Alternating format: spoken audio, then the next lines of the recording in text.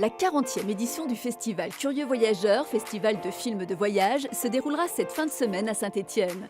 Près de 20 000 visiteurs sont attendus pour découvrir les 25 films sélectionnés, les 50 exposants du village des Globe Rêveurs, les nombreux débats, expos, photos et animations proposés autour du voyage.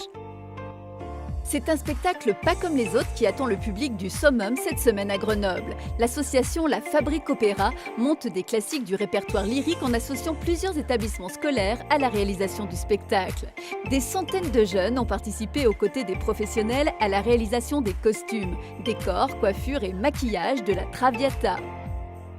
L'édition 2019 de la Foire internationale de Lyon sera lancée ce vendredi à Eurexpo. Un millier d'exposants vous donnent rendez-vous pendant 11 jours sur les stands attendus comme l'ameublement, couleurs du monde, création et déco, saveurs et vie pratique. Cette année, la Californie sera à l'honneur à travers l'exposition San Francisco.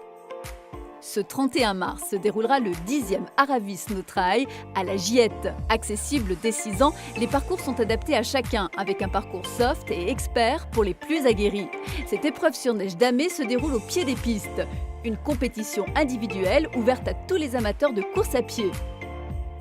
Élu monument préféré des Français en 2014, le monastère de Brou est ouvert à la visite pour un parcours historique dans ses bâtiments monastiques, construits autour d'une église et de 3 cloîtres. L'étage abrite le musée des beaux-arts et d'art décoratif. Avis donc aux amateurs de l'art gothique flamboyant. Louis Mantin fit construire à la fin du 19e siècle à Moulins une maison rassemblant ses collections. La demeure devenue musée devait être le témoin de la vie d'un bourgeois du 19e. Figée dans le temps, la maison Mantin expose une collection de tapisseries d'Aubusson, peintures, sculptures, animaux naturalisés. À visiter pour son originalité.